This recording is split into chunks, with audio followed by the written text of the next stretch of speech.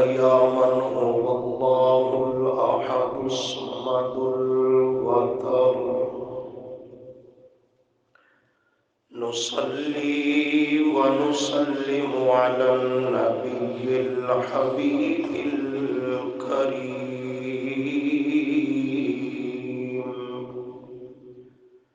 وعلى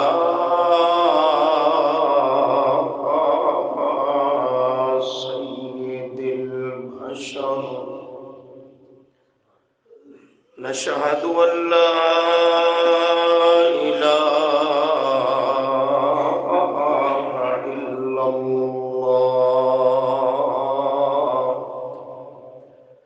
وحده منفردا متكبرا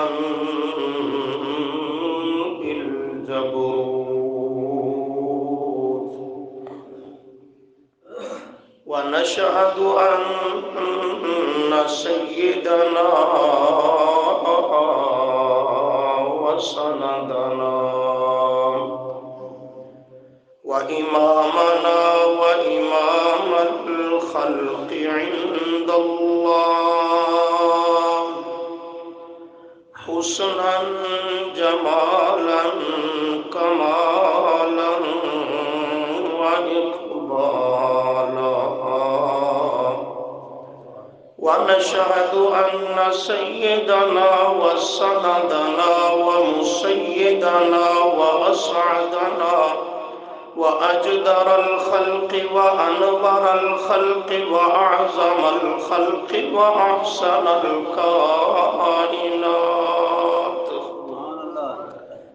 ثم نشهد أن سيدنا صعد إلى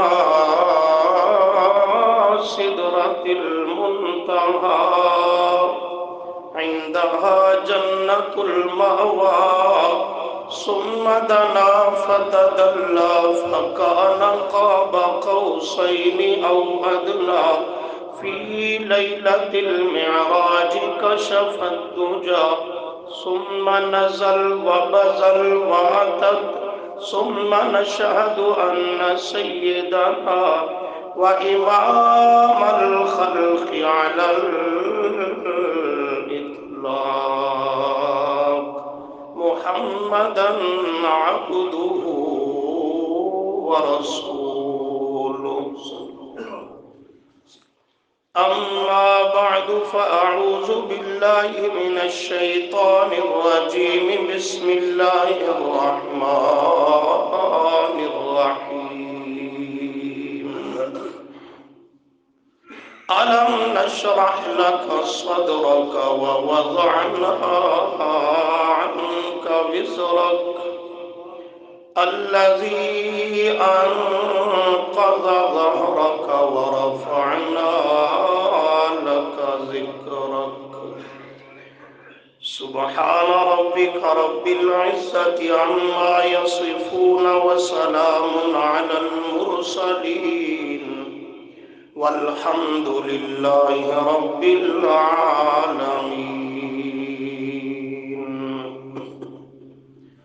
استغفر الله لا حول ولا قوة إلا بالله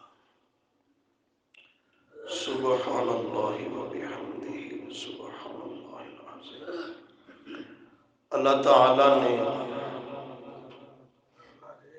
انسانیت کے اس اخیر دور میں جن و انس کی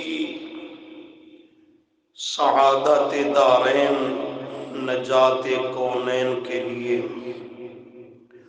منتخب کیا پسند کیا وجود باجود مسعود محمد مقبول صلی اللہ علیہ وسلم کی ذات گرامی کو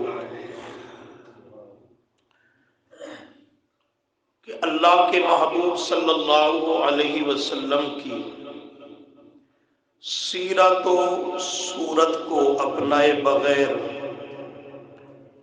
انسان کی نہ دنیا سنور سکتی تھی نہ آخرت کی کامیابی اس کا مقدر بن سکتی تھی.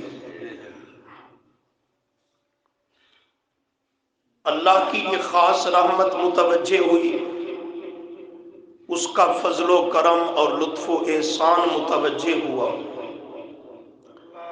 کہ اللہ نے کائنات کی بگڑی ہوئی حالت کو سدھارنے کے لیے اور انسان کی دونوں جہانوں کی سعادت اور فلاح کے لیے امام الانبیاء صلی اللہ علیہ وسلم کو چنا اور منتخب کیا اور مبعوث فرمایا۔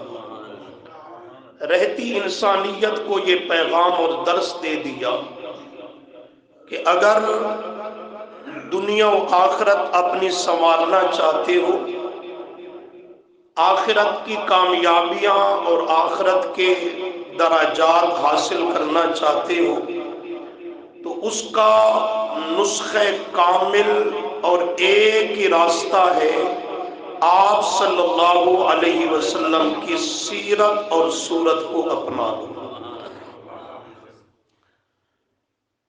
اس لیے کہ میرے محبوب کو اللہ کریم نے ایسا کامل، مکمل، اکمل نظام زندگی دے کر بھیجا، ایسی جامع شریعت دے کر کے بھیجا کہ جو ہر دور میں ہر قسم کے انسانوں کے لیے پوری پوری کامل اور اکمل درجے کی مشعل راہ ہے۔ سیرتیں تو پہلے پیغمبروں کی بھی تھیں، لیکن وہ محدود تھیں، مقید تھیں، خاص تھیں۔ کسی کو بادشاہ پیغمبر بنایا تو وہ بادشاہوں کے لیے اس پیغمبر کی سیرت ذریعہ ہدایت بنی، کسی کو درویشی کی زندگی دی تو وہ صرف غرباء، فقراء، مساکین کے لیے ان کی سیرت مشعل راہ ٹھہری۔ اللہ نے میرے محبوب صلی اللہ علیہ وسلم کو چونکہ قیامت تک کے جن و انس کے لیے ایک آئیڈیل اور نمونہ بنانا تھا، تو اللہ نے میرے محبوب کو زندگی کے ہر حال اور ہر انداز سے گزارا، تاکہ کسی بھی حیثیت کا آدمی وہ اپنی زندگی درست گزارنے کے لیے کوئی نمونہ دیکھنا اور حاصل کرنا چاہے تو اسے میرے محبوب کی طرز زندگی میں بے کمالی ہی مل جائے۔ یتیم اگر اپنی یتیمی درست سمت پہ گزارنا چاہے تو میرا نبی یتیم ہے۔ یتیموں کو زندگی گزارنے کے گر میرے محبوب نے سکھا دی ہے۔ اگر کوئی فاتح، جرنیل اور وقت کا بادشاہ وہ اپنے لیے کوئی نمونہ اور آئیڈیل بنانا چاہے، کوئی اپنے لیے مشعل راہ مقرر کرنا چاہے، تو میرا نبی مکے کا فاتح بن کے آ رہا ہے کہ دنیا کا کوئی کمانڈر، دنیا کا کوئی فاتح، دنیا کا کوئی بادشاہ میرے محبوب صلی اللہ علیہ وسلم کی شان، شاہانہ انداز کے ساتھ بھی مقابلہ نہیں کر سکتا۔ یہ ان کے لیے بھی مشعل راہ ہے۔ اور تو رہے اپنی جگہ، کوئی آدمی قید و بند کی صعوبتیں جھیلتا ہوا اپنے لیے نمونہ دیکھنا چاہے تو میرا نبی بھی 3 سال شیب ابی طالب میں قید بنا دیا گیا، قید کر دیا گیا، اور محصور ہو کر کے آپ نے 3 سال وہ قید کے گزارے اور جینے۔ تو ان کے لیے بھی میرے نبی کی سیرت مشعل راہ ہے۔ اللہ کے محبوب صلی اللہ علیہ وسلم کی سیرت طیبہ سے اگر کوئی مجاہد اپنے لیے کوئی رخ اور سمت دیکھنا چاہتا ہے تو 27 غزوات میں میرا نبی بنفس نفیس مجاہد بن کر میدان میں اترتا ہے۔ کوئی بھی انسان کسی بھی حیثیت کا، کسی بھی کیٹاگری کا، وہ اگر میرے محبوب کی سیرت میں غور کرے گا، اسے پوری طرح آپ صلی اللہ علیہ وسلم کی سیرت طیبہ سے زندگی گزارنے کے اصول اور ضوابط آپ صلی اللہ علیہ وسلم کے طرز زندگی سے ملیں گے۔ آپ کی سیرت، شریعت، تعلیمات اس قدر کامل اور مکمل تھیں کہ اللہ نے میرے نبی کی تعلیمات کو قیامت تک کے لیے جاری و ساری کر دیا۔ کہ اب یہ کامل تعلیم آ چکی ہے، اس کے بعد کسی نئے نبی کی ضرورت بھی نہیں، کسی نئی وحی کی ضرورت بھی نہیں، کسی نئی تعلیم کی ضرورت بھی نہیں، تو کسی نئی امت کی ضرورت بھی نہیں۔ آخر وجہ کیا ہے؟ وجہ یہ ہے کہ اللہ نے میرے محبوب صلی اللہ علیہ وسلم کو کئی ایسے منفرد کمالات سے نوازا جن میں کائنات کے اندر آپ کا کوئی ثانی نہیں ہے۔ انہی کمالات کی بنیاد پر میرے محبوب کی یہ سیرت اپنے کمال کو پہنچتی ہے، انہی کمالات کے نتیجہ میں آپ کی تعلیمات عالمگیر تعلیمات بن جاتی ہیں۔ انہی منفرد خصوصیات کی وجہ سے آپ صلی اللہ علیہ وسلم کی سیرت و سنت ہر طرح کے لوگوں کے لیے کمال درجہ کی وہ رہنمائی اپنے دامن میں رکھتی ہے، وہ منفرد خصوصیات عطا کی ہیں جو پہلے 1.25 لاکھ انبیاء علیہ السلام میں سے کسی کو نصیب نہیں۔ انہیں جزوی فضائل دیے گئے، فضائل دیے، ان کی شان عظمت پہ فرق اور حرج نہیں ہے، فضائل دیے۔ ہر نبی اپنی ذات میں بے مثال ہے، ہر پیغمبر اپنی شان میں نمایاں ہے، لیکن ان کو جزوی فضائل دیے، اکا دکا نعمتیں اللہ نے عطا کی۔ جب میرے محبوب کی باری آئی تو اللہ نے میرے نبی کو سب کمالات کا جامع بنایا، سب صفات حمیدہ کا جامع بنایا، سب پہلے انبیاء کی خوبیوں کا جامع بنا دیا۔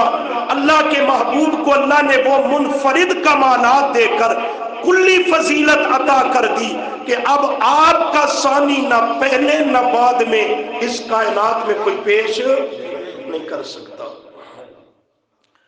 تفصیل میں جانے کا وقت نہیں ہے، نہ میرا گلہ اجازت دیتا ہے، صرف چند نکات اور جملے سنیے گا۔ سورۃ الانشراح، علم نشرح،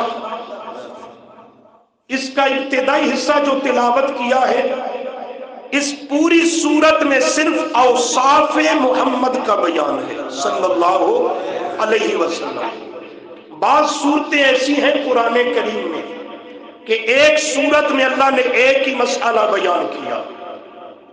مثال کے طور پر سورہ اخلاص نماز میں پڑھتے ہو، قل هو اللہ احد، اس پوری سورت میں ایک ہی مسئلہ بیان ہوا اور وہ ہے اللہ کی خالص توحید کا بیان، صرف ایک ہی مسئلہ ہے۔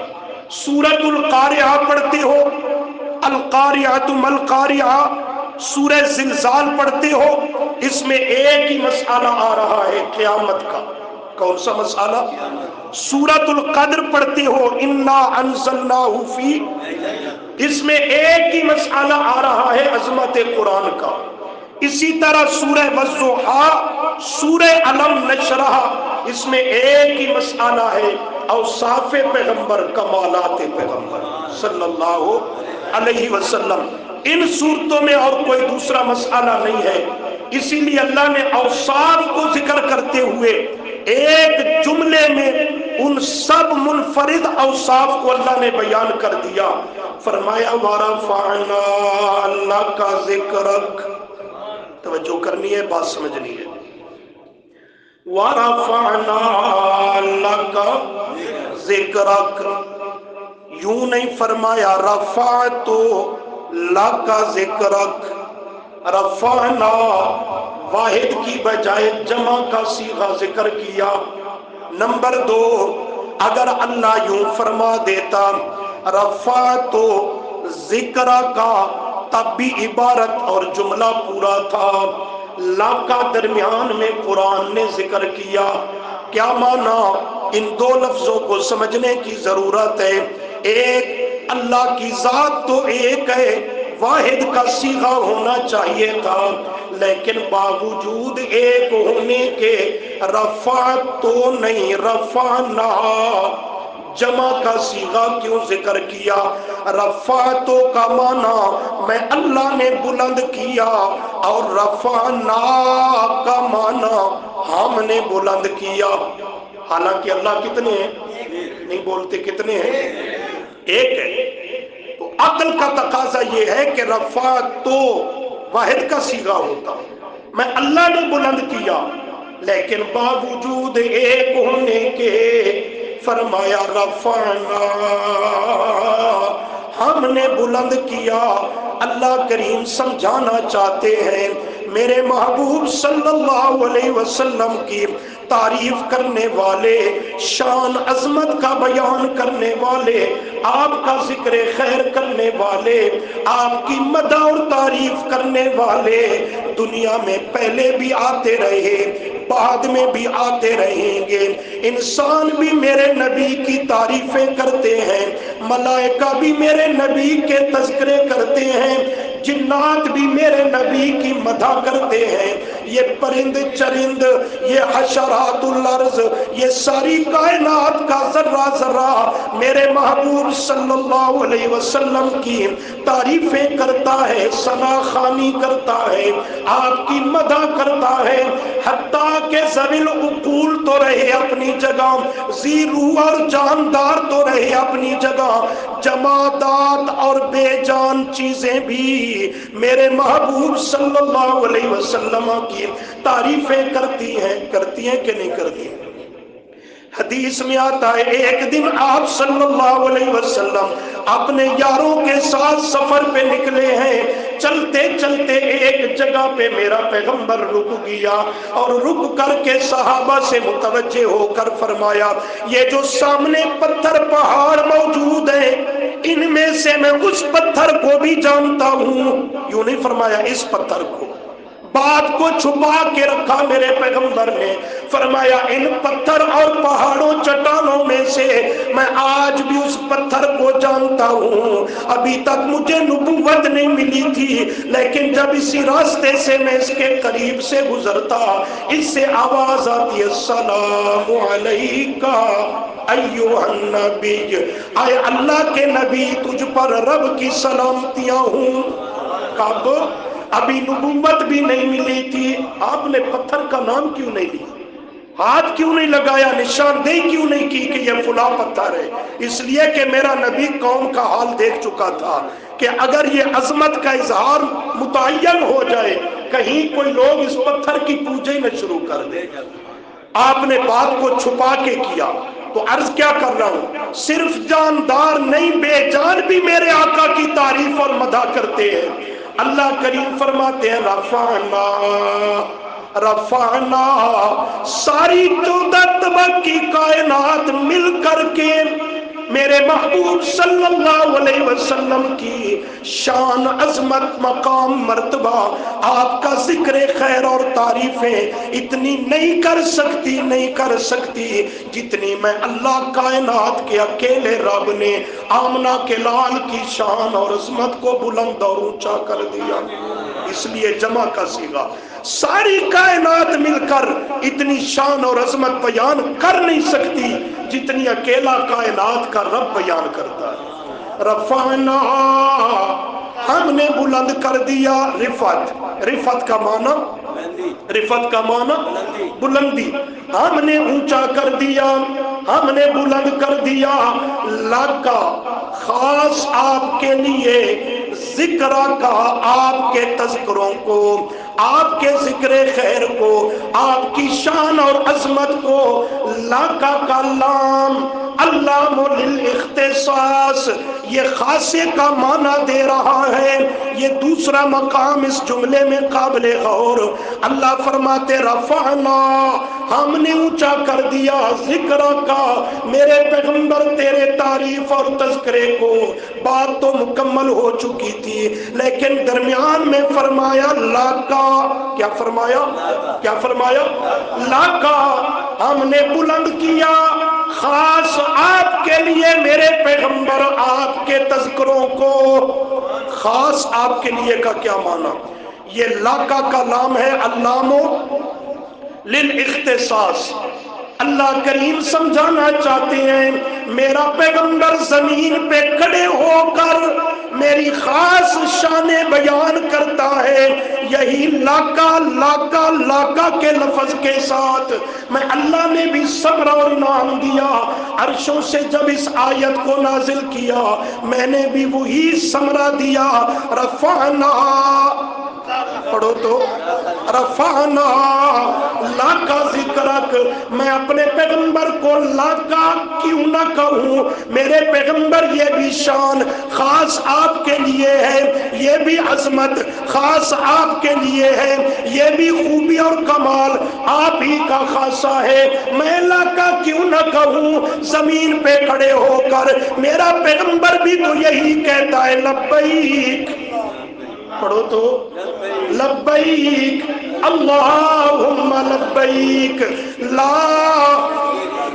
پڑھو تو یاد کر لو انشاءاللہ میرا رب وہاں اٹھی لے جائے گا۔ لا شریکہ، وہی لاکا آیا کہ نہیں آیا؟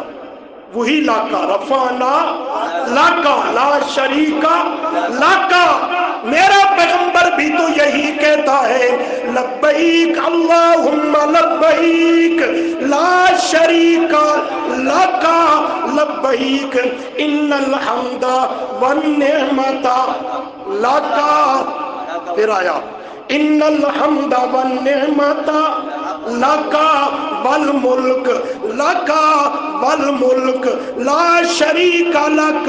میرا پیغمبر بھی بار بار زمین پہ کھڑے ہو کر کبھی طائف کی وادی میں چکر لگاتا ہوا، بیت اللہ کے طواف کرتا ہوا، صفا مروہ کی سعی کرتا ہوا، میرا پیغمبر بھی کہتا ہے او کائنات کے لوگوں، یہ شان بھی خاص میرے رب کی ہے، یہ شان بھی خاص میرے رب کی ہے، میرے رب کی ان شانوں میں کائنات کی کوئی ہستی شریک نہیں۔ جب پیغمبر کی باری آئی میں نے بھی اعلان کر دیا رفعنا، پڑھو تو رفعنا لاکا ذکرک، میرے پیغمبر جیسے میری منفرد شان عظمت کی بات آئے آپ لاکا کہہ کر مجھے میری شانوں میں، عظمتوں میں، خوبیوں میں، تعریفوں میں، کمالات میں وحدہ لا شریک آپ بتلاتے ہیں کہ میرا معبود وحدہ لا شریک ہے، میرا کائنات کا رب اور داتا و دستگیر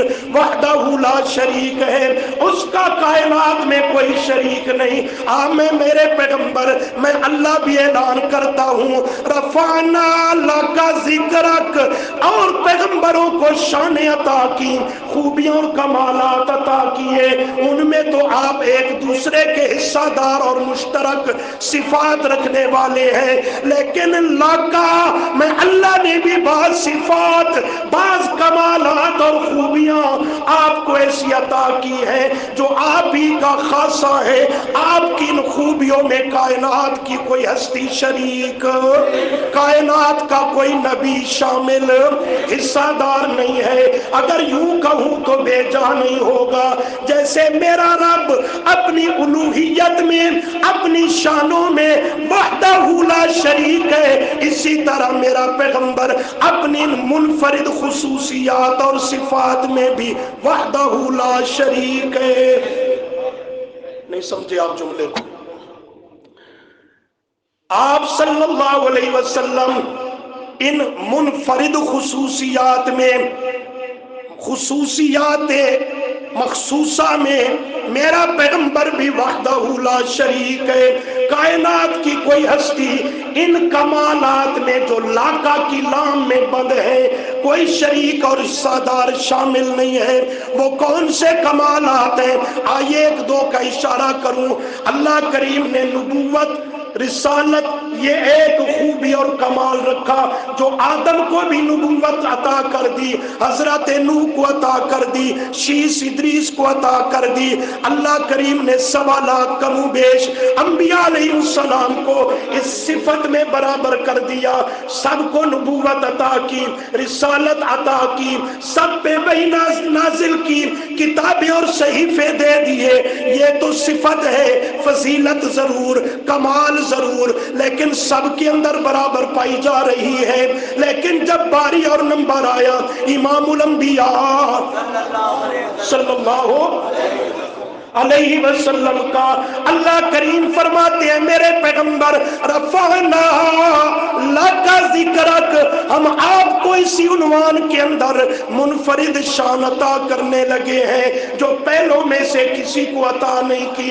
या अल्लाह वो कौन सी है? सूरह अहज़ाब बोली, कहती है मा काना मुहम्मदुन अबा अहदिम मिर रिजालिकुम वलाकिन रसूलुल्लाहि व खातमन नबिय्यीन। सुभान अल्लाह। समझे हो कि नहीं समझे? पहले नबियों को नबी तो बनाया, पहलों को रसूल तो बनाया, पैगंबर तो बनाया, लेकिन पहले नबियों में से किसी को खातमुन नबिय्यीन नहीं बनाया। ऐसे है ना? हजरत आदम नबी तो है पर खातमुल अंबिया बोले तो, हजरत नूह अजीमुल शान पैगंबर तो है पर खातमुन नबिय्यीन नहीं है। हजरत मूसा कलीमुल्लाह पैगंबर, हजरत ईसा रूहुल्लाह पैगंबर, हजरत इब्राहिम खलीलुल्लाह पैगंबर, हजरत इस्माइल ज़बीहुल्लाह पैगंबर, शान अजमत वाले पैगंबर। लेकिन 7 लाख अंबिया अलैहिमुस्सलाम में से किसी नबी को अल्लाह ने खत्मे नबूवत और खत्मे रिसालत का ये ताज अता नहीं किया। आपकी बारी आई, फरमाया वलाकिन रसूलुल्लाही, पढ़ो ना, पढ़ो तो सही, अल्लाह राजी हो, पढ़ो व खातमन नबिय्यीन वलाकिन रसूलुल्लाही व खातमन नबिय्यीन। मेरे पैगंबर रफ़अना लका, ये लाका है कि नहीं है? आप ही की शान है, आप ही के साथ खास है, ये पहले पैगंबरों में से किसी को नहीं मिली। हमने आपको खातमुल अंबिया बनाया, आखिरुल अंबिया बनाया, खातमुल मुरसलीन बनाया, खातमुल मासूमीन बनाया। आप पे नबूवत को भी मुकम्मल कर दिया, आप पे वही का सिलसिला भी मुकम्मल कर दिया, इस्मत का सिलसिला भी मुकम्मल कर दिया। और खत्मे नबूवत का माना क्या है कि मेरे नबी के बाद, माना तो बताओ ना, खत्मे नबूवत का माना मेरे नबी के बाद कोई नहीं आ सकता है। यही तो मैं खाना चाहता थोड़े को ते बात इस्लाह करना चाहता। खत्मे नबूवत का ये माना नहीं है भाई कि आपके बाद कोई नबी आ नहीं सकता। हजरत ईसा कुर्बे क़यामत आएंगे कि नहीं आएंगे? नबी नहीं होंगे? आएंगे। कुर्बे क़यामत उनका नुज़ूल हक है, कुरान और सुन्नत से साबित है। और ये भी नहीं कि रब उनसे नबूवत छीन लेगा और उतारेगा, बराबर नबूवत के साथ सरफराज होकर के आएंगे। खत्मे नबूवत का ये माना नहीं कि आपके बाद कोई नबी आ नहीं सकता। खत्मे नबूवत का माना है ला युनब्बअु अहदुन बादहू, मेरे आका के बाद कोई नबी बन नहीं सकता। मेरे आका के बाद कोई नबी, हाँ, अगर आने जाने की बात करनी है ना तो फिर यूं जुमला कहो मेरे नबी के बाद कोई नया नबी नहीं आ सकता। मेरे नबी के बाद कोई, हाँ, हजरत ईसा आएगा, वो नया नहीं, वो पहले का है। कोई नया नबी नहीं आ सकता। ये खत्मे नबूवत का माना है। इन मौलवी और सूफियों को भी बताओ जो खत्मे नबूवत के नाम पर रोटियां खाते हैं पर माना कोई नहीं आता। तो ये आपकी मुनफरिद शान है कि नहीं है? तवज्जो करें। वलाकिन रसूलुल्लाह व खातमन नबिय्यीन, ये है रफ़अना लका। ये जुमला तो सुनते रहते हो ना, रफ़अना लका। हाँ, लेकिन फिर ये पढ़कर आगे आपको किस्से कहानियां सुनाई जाती हैं, इस पर कुरान नहीं सुनाया जाता। आज कुरान सुनो इस पर। रफ़अना लका ज़िक्रक, ये लाका की लाम में मेरे नबी की खत्मे नबूवत का मसाला। और सुनो, अल्लाह करीम फरमाते हैं हमने बुलंद कर दिया खास वस्ते आपके, आपकी शान और अजमत और तज़किरों को। या अल्लाह वो कौन सी शान है? अल्लाह करीम फरमाते हैं मैंने आसमान से वही को जारी किया, किताबें नाजिल की। कभी तौरात आ रही है, कभी इंजील आ रही है, कभी ज़बूर आ रही है, कभी दीगर सहाइफ रिसाले किताबचे आ रहे हैं। पहले नबियों पे اترتے رہے. یہ وحی کا آنا، کتابوں کا نازل ہونا اور اترنا، یہ شان، عظمت، مقام، مرتبہ تھا. یہ چلتا آیا، سلسلہ چلتا آیا. لیکن نتیجہ کیا نکلا؟ جو کتابیں ان پہ نازل کی، ان کی تعلیمات، ان کی ہدایت، ان کا باعث رحمت ہونا محدود تھا. ایک زمانے کے ساتھ خاص اور بند تھا، قوم قبیلے کے ساتھ خاص تھا.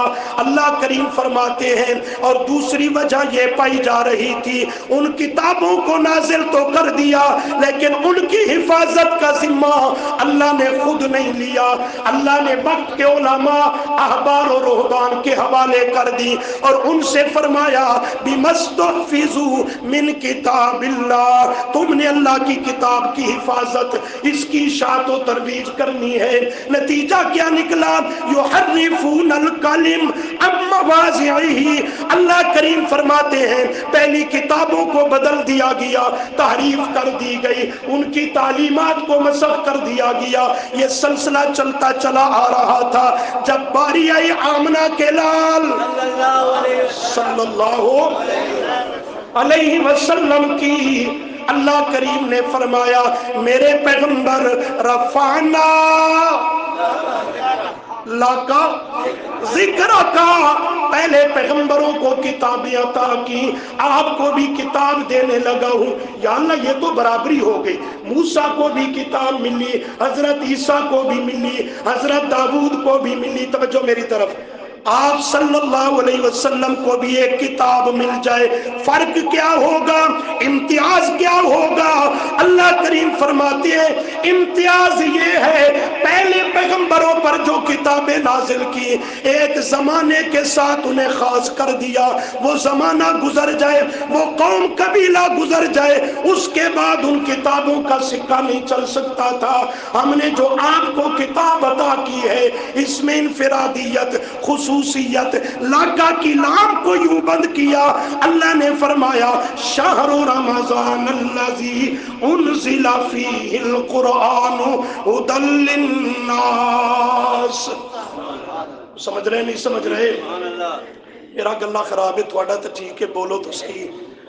شہر رمضان الذی انزل فیہ القرآن، پڑھو، انزل فیہ القرآن ھدی للناس. ھدی للناس، ھدی للعلماء بھی نہیں، ھدی اہل العرب بھی نہیں کہ عربیوں کے لیے، فلاں قبیلے کے لیے، فلاں دور اور زمانے کے لیے فرمایا نہیں. ھدی للناس، قیامت تک آنے والوں کے لیے.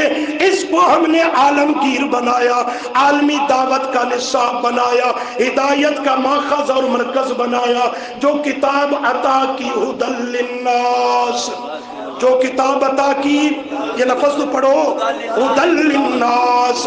اللہ کریم بس فرمایا نہیں، جو اللہ کریم نے مرکز عطا کیا میرے پیغمبر کو، اس کے بارے میں فرمایا ان اول بیت وضع للناس، وضع للناس، وہ بھی عالمگیر مرکز بیت الحرام عطا کیا. اور خود پیارے پیغمبر کو جو نبوت اور رسالت عطا کی اس کے لیے بھی فرمایا ما ارسلناک الا کافۃ للناس وما ارسلناک الا رحمۃ للعالمین. عالمی پیغمبر بنایا، کتاب بھی عالمی عطا کر دی، بیت اللہ مرکز بھی عالمی عطا کیا، اور جو ان سب کے ذریعے جماعت وجود میں آئی اس کے بارے میں فرمایا کنتم خیر امت اخرجت. یہ آیت یاد ہے نہیں تو پڑھو، کنتم خیر امت اخرجت للناس. یہ سارا پروگرام للناس.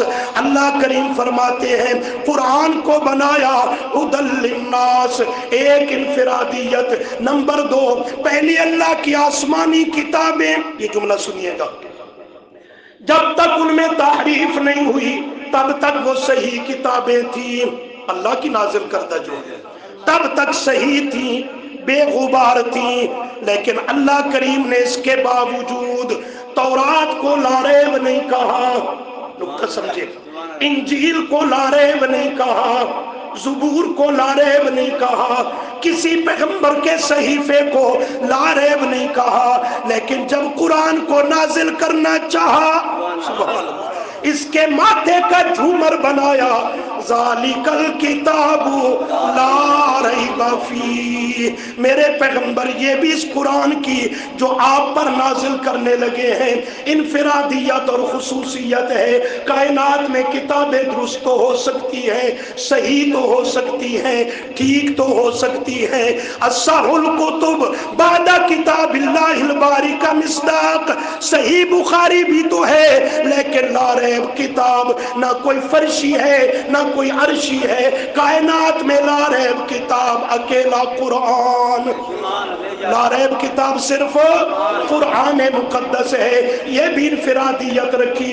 اللہ کریم فرماتے ہیں پہلی کتابیں نازل کر دی وقت کے احبار و رہبان مذہبی ذمہ داران ان کے سپرد کر دی، لیکن جب قرآن کو نازل کیا کسی مولویانے کے حوالے، کسی میاں جی اور صوفی کے حوالے، کیوں؟ وہ اللہ پہلے دیکھ چکا تھا کہ انہوں نے رب کی کتابوں سے کیا سلوک کیا، اسے نازل کر کے فرمایا اِنَّا نَحْنُ نَزَّلْنَا الذِّكْرَ وَإِنَّا لَهُ لَحَافِظُونَ، اس خزانے کا محافظ میں خود کائنات کا رب ہوں۔ کائنات تو بدل سکتی ہے لیکن قرآن بدل جائے یہ ہو سکتا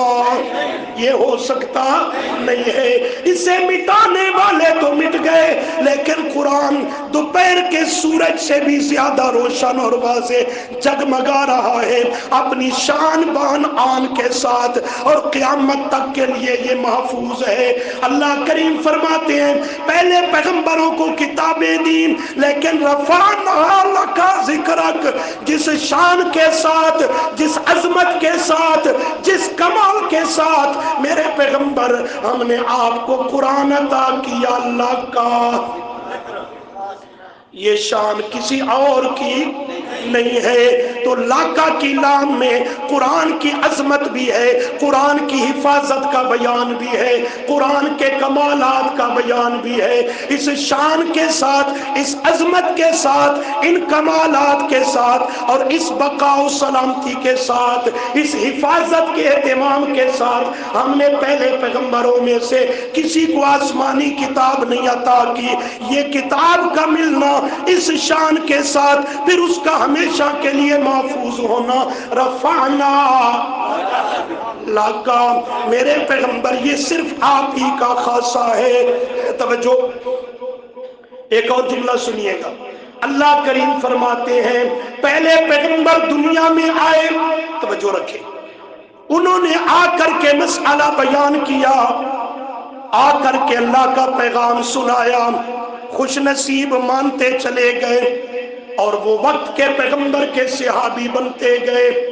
پہلے پیغمبروں کو بھی یار دیے، جانثار دیے، بڑے بڑے وفادار دیے، اصحاب دیے، دوست اور یار دیے، لیکن میرے پیغمبر آپ کی جب باری آئی ہم نے آپ کو جو یار دیے کائنات کے چن چن کے سچے موتی جمع کر دیے۔ توجہ تو کرو، پہلے پیغمبروں کے بھی صحابہ تھے کہ نہ تھے؟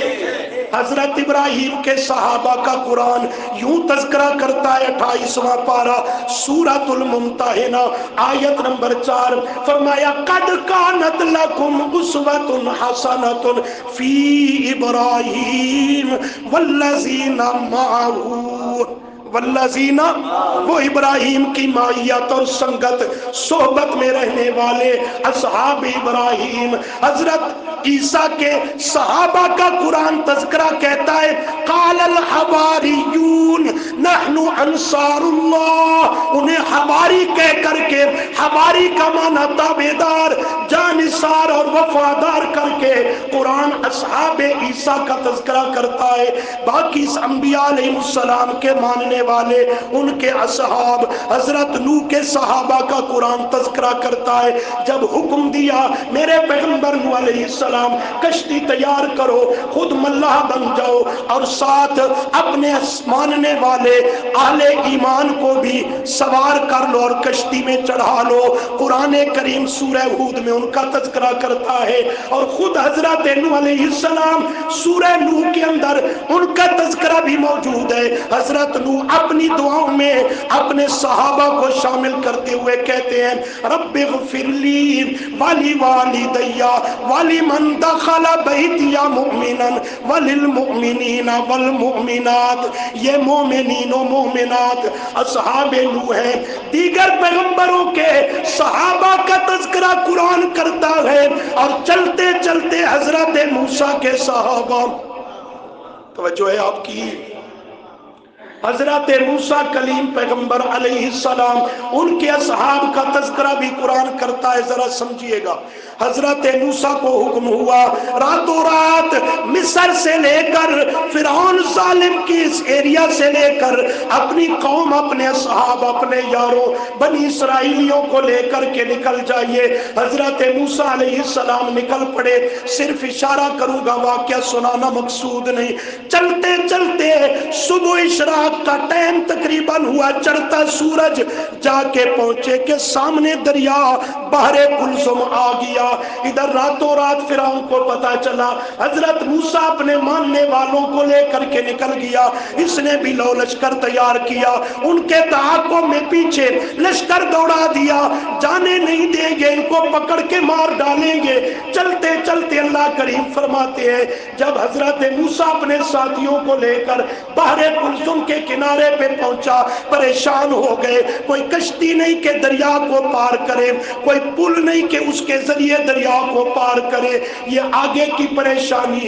اتنے میں پیچھے فَأَتْبَعُوهُمْ مُشْرِقِينَ، وہ مشرق سے سورج جب طلوع ہوا، اشراق کا وقت ہوا، تو فَأَتْبَعُوهُمْ، فرعون بھی پچھلے قدموں پہ آن پہنچا، وہ لو لشکر لے کر پوری تیاری کے ساتھ۔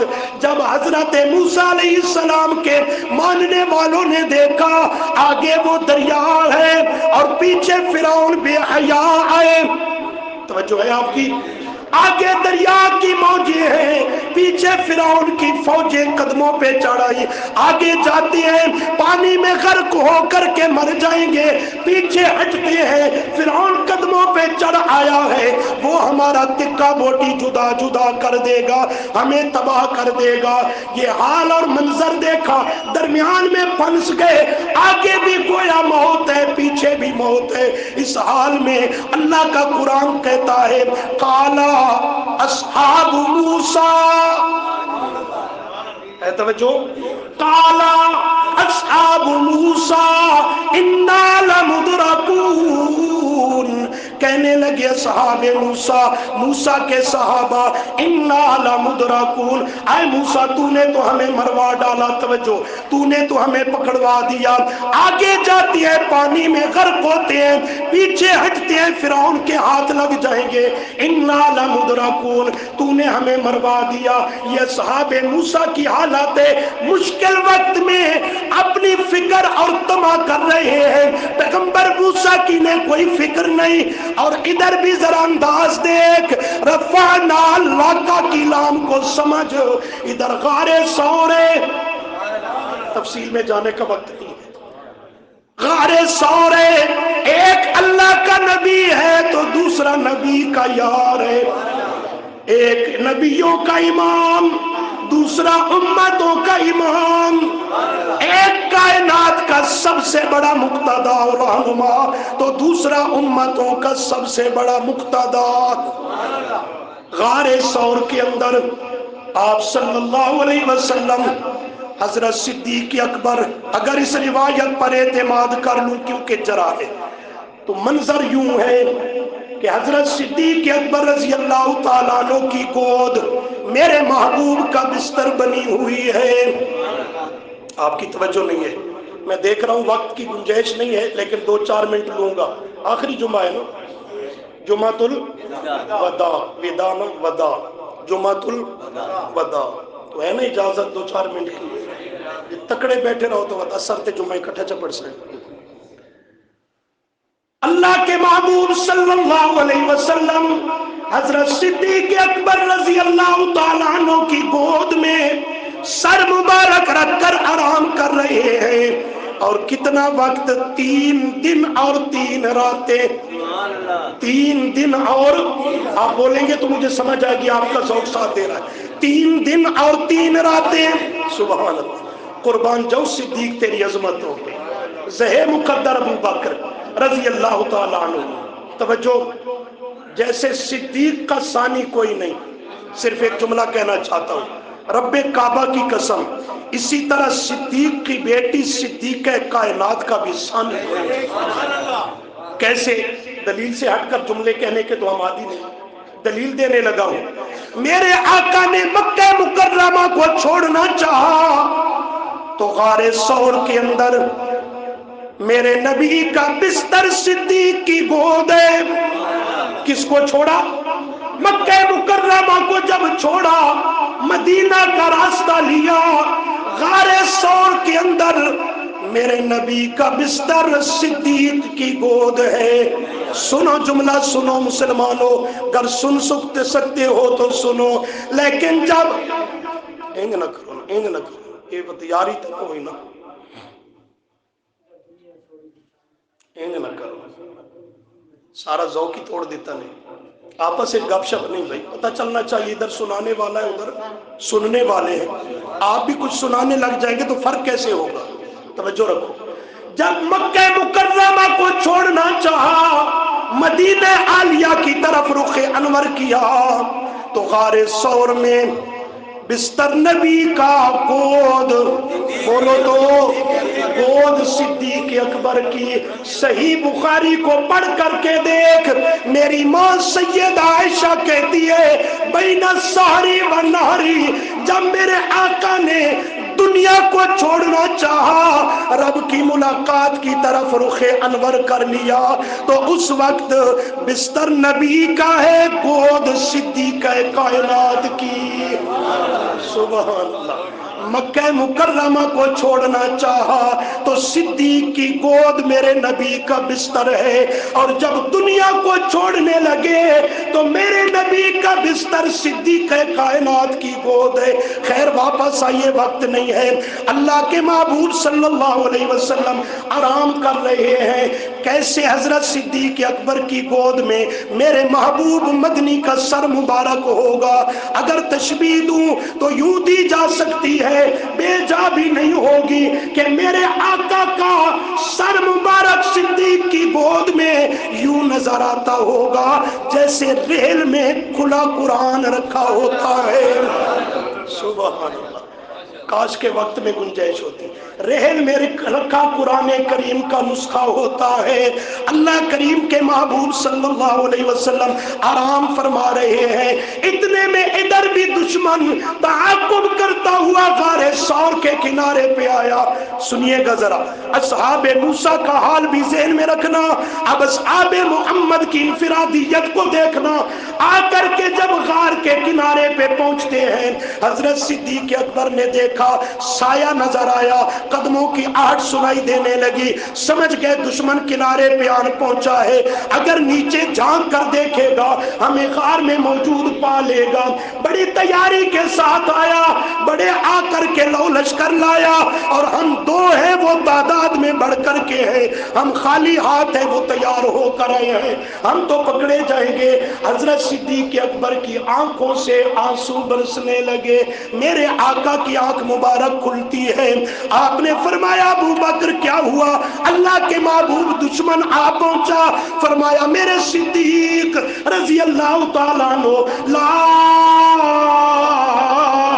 تحزن، لا، تلاوت کی نیت کر لو اجر بھی ملے گا، پڑھیے، لا تحزن، لا تخف نہیں فرمایا، لا تخف نہیں فرمایا۔ خوف اپنے متعلق ہوتا ہے، حزن دوسرے کی وجہ سے ہوا کرتا ہے۔ میرے نبی نے لا تخف کی جگہ لا تحزن کہہ کر کے کائنات کے دشمنوں نے اصحاب پیغمبر کا منہ سیاہ کرتے ہوئے فرما دیا، اور کائنات کے لوگوں، میرے صدیق پہ تبرہ کرنے والوں، تم بک بک کرتے رہو، تمہاری بک بک سے میرے صدیق کی عظمتوں پہ کچھ فرق نہیں پڑتا۔ صدیق کی عظمتوں کا محافظ رب کا कुरान है, उधर मेरे नबी का फरमान है। ला तहज़न कह कर के वाज़े कर दिया, इस मुश्किल और आड़े वक्त में भी सिद्दीक को अपनी फिक्र और तमा कोई नहीं। सिद्दीक के दिल में जो दर्द उठा है, मैं अल्लाह के नबी की वजह से, मैं अल्लाह के नबी की वजह से उठा है। तो यहाँ अल्लाह का कलाम को समझिए। उधर काला असहाबु मूसा इन्ना लमुदरकून, जब मुश्किल वक्त में फंसे तो हजरत मूसा पैगंबर की तरफ ध्यान ही कोई नहीं, फिक्र ही कोई नहीं, उसकी तरफ उनका ध्यान ही नहीं जा रहा। अपने बारे में उल्टा पैगंबर को परेशान करते हुए कहते हैं इन्ना लमुदरकून, तूने हमें मरवा दिया, तूने हमें मुश्किल में फंसा दिया। वो असहाबे मूसा है, पर कहां से ढूंढ कर लाओगे ये सच्चे मोती जो मेरे रब ने खुद चुन चुन करके मेरे आका के कदमों में जमा कर दिए। इधर मुश्किल वक्त है, पर हजरत सिद्दीक अकबर को अपना कोई फिक्र नहीं, मेरी जान जाती है कल की बजाय अभी से चली जाए, इससे बड़ा मेरे लिए सआदत का मकाम क्या है। लेकिन अबू कुहाफा के बेटे के होते हुए मेरे आका को कोई आज पहुंचे, अबू बकर से कैसे बर्दाश्त करेगा। इसलिए अल्लाह के महबूब ने फरमाया ला तहज़न, ला तहज़न, मेरा गम न कर अबू बकर, मेरा गम न कर। आगे समरा भी मिलने वाला है, तवज्जो, समरा भी मिलने वाला। असहाबे मूसा जिन्होंने पैगंबर का साथ न दिया, अपनी उन्हें पड़ गई और अपनी फिक्र करने लगे। जब वहां अल्लाह ने समरा जिक्र किया, अकेले हजरत मूसा का तज़किरा है, असहाबे मूसा को शामिल उसमें नहीं किया गया। क्या मतलब? हजरत मूसा सुनकर कहता है कल्ला कल्ला, नहीं हो कौम के लोगों, नहीं हो चूरी वाले मजनूओ, चूरी वाले मजनू साला, कल्ला, हरगिज़ नहीं, हरगिज़ नहीं, यूं नहीं हो सकता कि हम पानी में गर्क हो करके मर जाएं या फिरौन दुश्मन के हाथ चढ़ जाएं, क्यों नहीं हो सकता। इन्ना माई या रब्बी, समझो तो, इन्ना रब्बाना, माना नहीं कहते, कौम को शामिल, इन्ना माई या रब्बी, मैं मूसा पैगंबर के साथ, मेरा रब है। कौम को शामिल, मेरे साथ मेरा रब है, लिहाजा कभी भी यूं जिल्लत और रुसवाई नहीं होगी। सयादीन, मेरा रब निकलने के रास्ते बना देगा। लेकिन इधर जब आप तसल्ली देते हैं और फरमाते हैं ला तहज़न, गम न कर अबू बकर, क्यों ना करूं, वो ज्यादा है, हम दो हैं। फरमाया कौन कहता है दो है? इन्नल्लाह माना, इन्नल्लाह माई नहीं फरमाया माना, हम दोनों के साथ अल्लाह तीसरा है, हम दोनों के साथ तीसरा अल्लाह है। माना माइयत से, माइयत का माना संगत और रिफाकत, माइयत का माना ताईद और नुसरत। एक ही सीगा में अहले इल्म हजरात जानते हैं मेरे पैगंबर ने अपनी माइयत को भी बंद किया, अबू बकर की माइयत को भी बंद किया। क्या नुक्ता समझाया?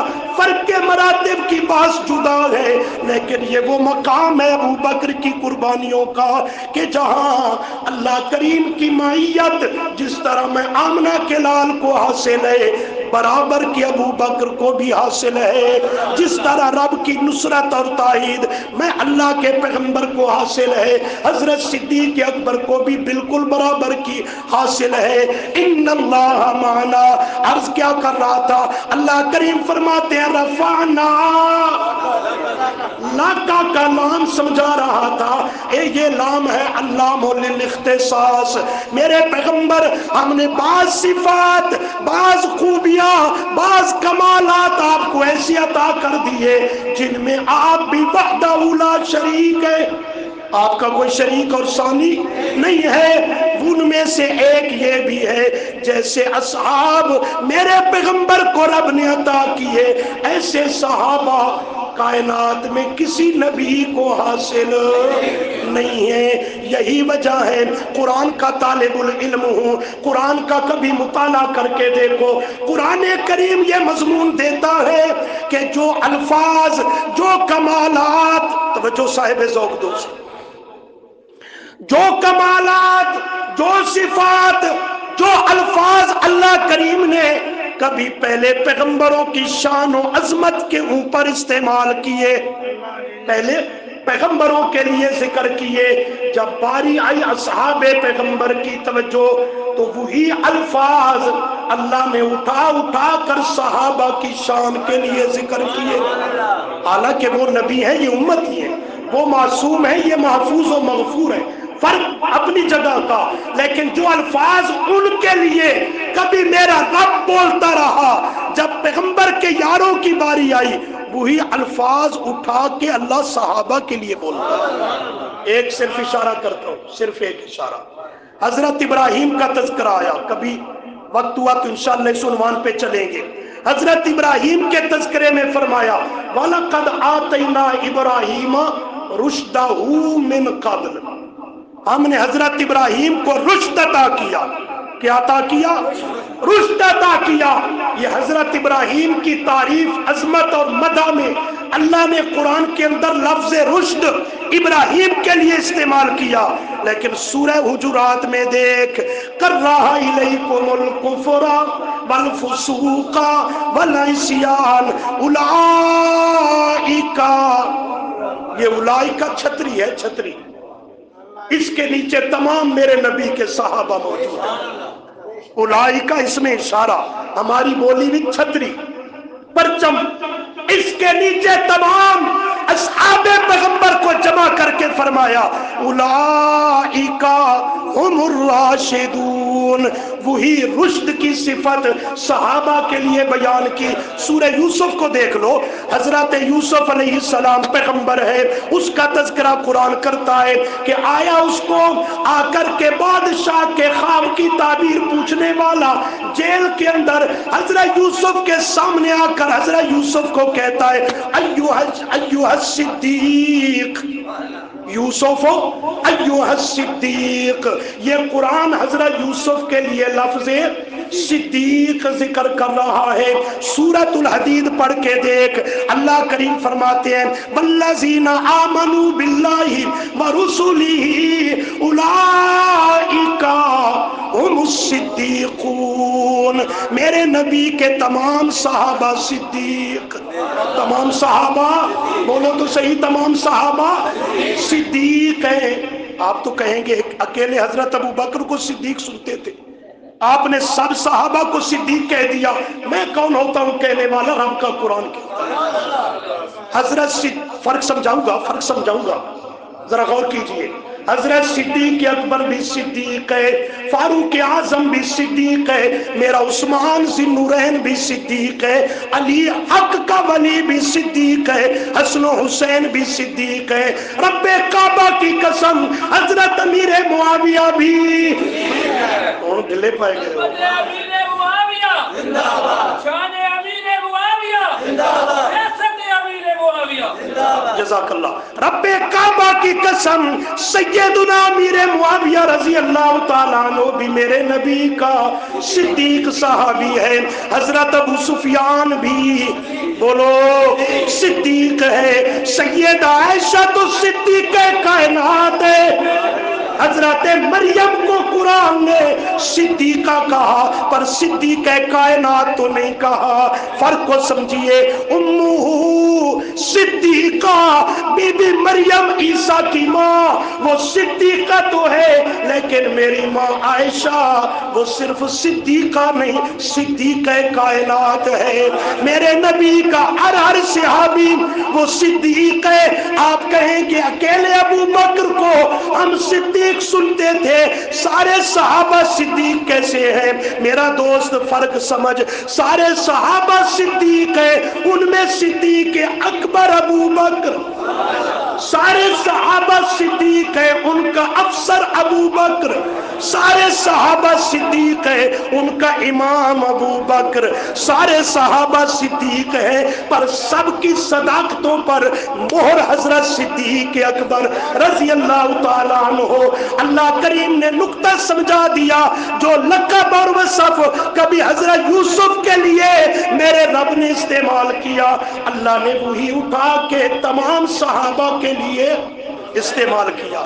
ایک فرق ذکر کیا ہے، جو الفاظ مدح کے اللہ پہلے نبیوں کے لیے بولا کرتا تھا، میرے آقا کی باری آئی رفعنا، لاقا کی لام کا یہ تقاضا تھا، اللہ نے وہی صفتیں، القابات، خوبیاں، کمالات اصحاب پیغمبر کے لیے ذکر کیے۔